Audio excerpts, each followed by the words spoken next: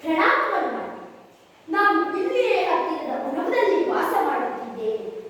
ಕುಲಕ್ಕೆ ಮಹರ್ಷಿ, ಅಲ್ಲಿಯ ಖಂಡಮಂಡದ ಕಲ್ಪನಾದಿಗಳಿಂದ ನನ್ನ ಜೀವನ. ನಿಮ್ಮ ಬಳಿ ಭಿಕ್ಷೆಗಾಗಿ ಬಂದಿದ್ದೇನೆ. ದಯಮಾಡಿ ಭಿಕ್ಷೆ ನೀಡುತ್ತಾರೆ.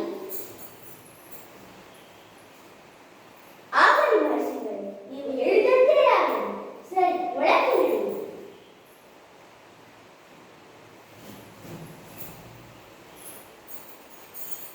ಇದೇ ಸರಿಯಾದ ಸಮಯ. ಸೀತೆಯನ್ನು ಇಲ್ಲಿಂದ ಅಪಹರಿಸಿಕೊಂಡೊಯ್ಯಲೇಬೇಕು. ಪರಮ ಸುಂದರಿ, ನನ್ನ ತಂಗಿ ಶೂರ್ಪನಖಿಯ ಮೂಗು ಕತ್ತರಿಸಿದನಲ್ಲವೇ ಆ ಶ್ರೀರಾಮ. ನಾನು ಅವಳ ಅಣ್ಣ, ಅವಳ ಪ್ರತಿಕಾರವನ್ನು ತೀರಿಸಿಕೊಳ್ಳುತ್ತೇನೆ. ಹೇಗಾದರೂ ಮಾಡಿ ಸೀತೆಯನ್ನು ಇಲ್ಲಿಂದ ಅಪಹರಿಸಿಕೊಂಡೊಯ್ಯಲೇಬೇಕು.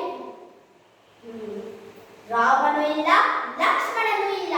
ಆದರೆ ಇವಳ ರಕ್ಷಣೆಗಾಗಿ ಲಕ್ಷ್ಮಣ ರೇಖೆ ಇದೆಯಲ್ಲ. ಏನು ಮಾಡಲಿ ನಾನು?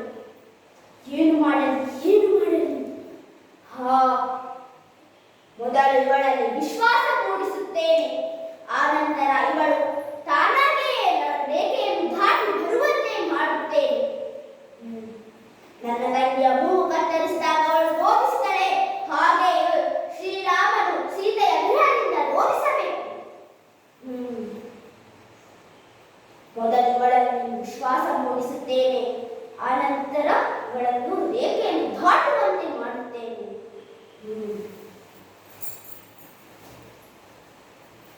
ಏನು ಮಾಡುತ್ತಿದ್ದೀರಿ?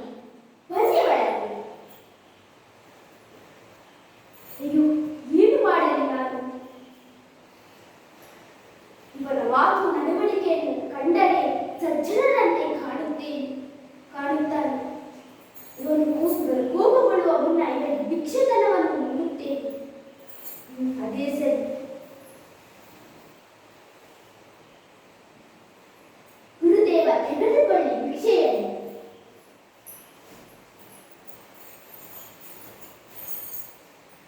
ಏನಮ್ಮ ತಾಯಿ, ಭಿಕ್ಷೆ ಕೊಡಲು ಇಷ್ಟವಿಲ್ಲವೇ?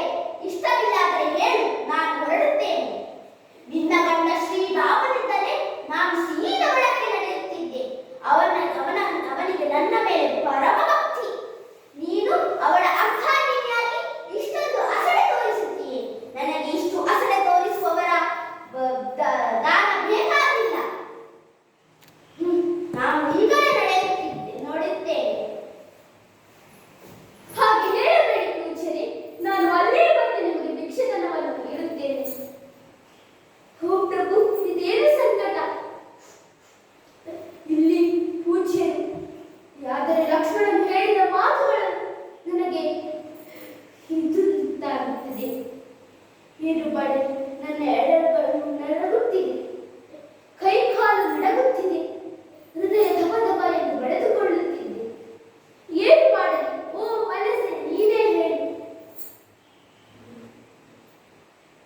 ಇರಲಿ, ಇವರಿಗೆ ರೇಖೆಯನ್ನು ದಾಟಿಯೇ ಭಿಕ್ಷೆತನವನ್ನು ನೀಡುತ್ತೇನೆ. ಕೃತಜ್ಞರಾಗುವೆನು. ಆಯ್ತು ಗುರುದೇವ, ಅಲ್ಲಿಯೇ ಬಂದು ಭಿಕ್ಷೆಯನ್ನು ನೀಡುವೆನು.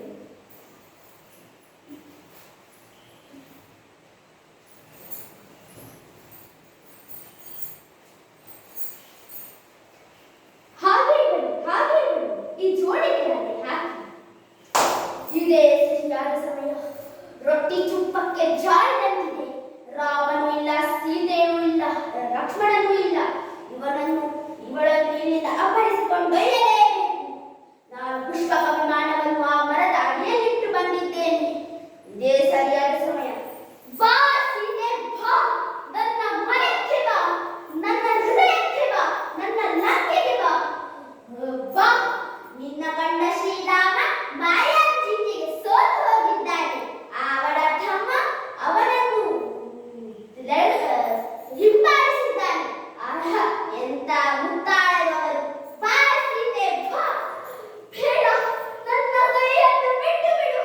ಯಾಕೆ ನನ್ನ ಕೈಯನ್ನು ಹಿಡಿದಿದ್ದೀಯ? ಬಿಟ್ಟು ಬಿಡು, ಬಿಟ್ಟು ಬಿಡು.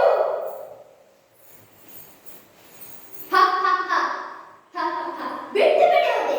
ಅದು ಈ ಲಂಕಾಧಿಪತಿ ಶೂರ್ಪನಖಿಯ ಅಣ್ಣ ನಿನ್ನನ್ನು ಬಿಟ್ಟು ಬಿಡುವುದೇ? ನನ್ನ ಲಂಕೆ